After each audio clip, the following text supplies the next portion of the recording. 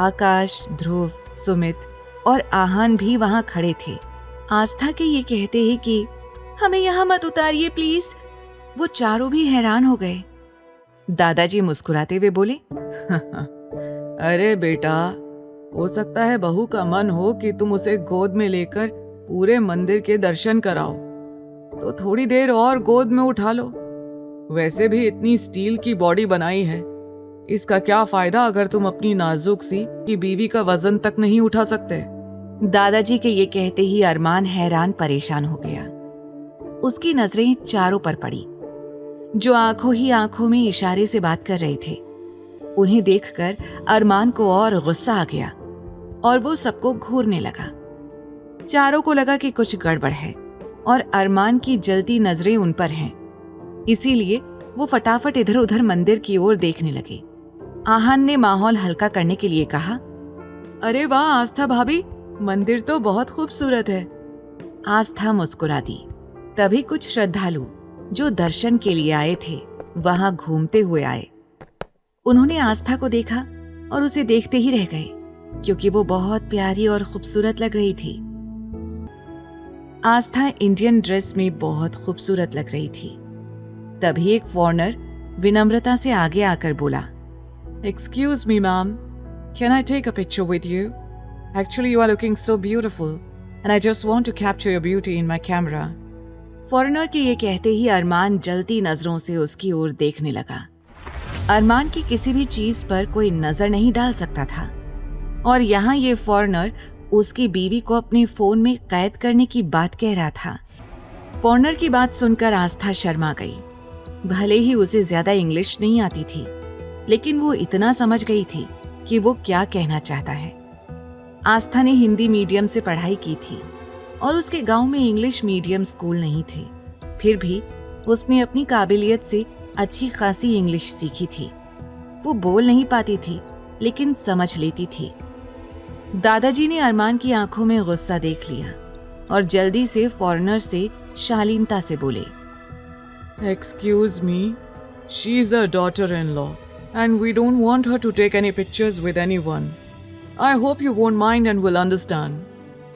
दादाजी के शांत और प्यार भरे शब्दों को सुनकर फॉरेनर ने तुरंत हाथ जोड़कर माफी मांगी और बोला, Yes, yes, sir. I'm so sorry, very sorry. I was just looking at the girl. She is very pretty, so I couldn't stop myself from talking to her. I hope you don't mind. ये कहकर foreigner अपने साथियों के पास चला गया।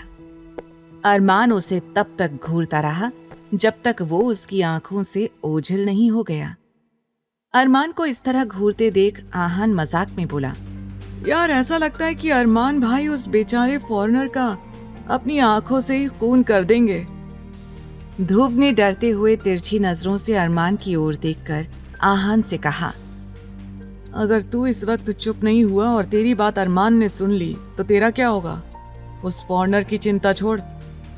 ये कहकर वो ध्रुव को छेड़ने लगा। तभी दादाजी ने उत्साह से कहा, अब तुम सब लोगों को इनविटेशन देना पड़ेगा कि फटाफट से मंदिर के अंदर चलो। आस्था मायूसी से एक तरफ खड़ी हो गई थी। अब वो चारों और साथ में दादाजी, जो मंदिर में दर्शन के लिए आगे जा रहे थे, अचानक रुक गए। आस्था को इस तरह आगे ना बढ़ते देख दादाजी हैरान हो गए।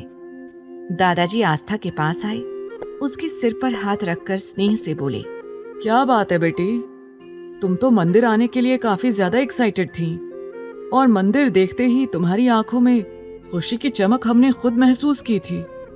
तो फिर अब मंदिर के अंदर आने के बाद तुम इस तरह उदास क्यों हो? तभी आस्था ने एक नजर अरमान की ओर देखा और उसके बाद बारी बारी से उन चारों को देखा जो आस्था की ओर कंफ्यूजन से देख रहे थे। आस्था हिचकिचाते हुए बोली, वो दादाजी, हमने कुछ मन्नत मांगी थी। हमें मंदिर में कान्हा जी को 102 नारियल चढ़ाने हैं और साथ ही साथ मंदिर की परिक्रमा भी करनी है। दादाजी ने स्नेह से पूछा, तो फिर बेटी इसमें मायूस होने वाली कौन सी बात है? तुमने जो बोला है वो करो, इसमें उदास होने वाली कौन सी बात है?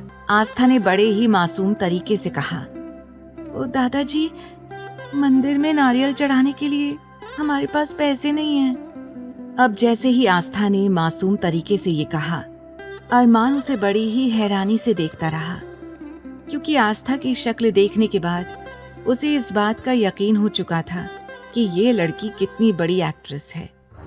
आगे की कहानी जानने के लिए देखें अगला एपिसोड सिर्फ पॉकेट एफएम के YouTube चैनल पर। और तेरे इश्क में के सारे एपिसोड्स को सुनने के लिए डिस्क्रिप्शन में दी लिंक से डाउनलोड करें पॉकेट एफएम ऐप।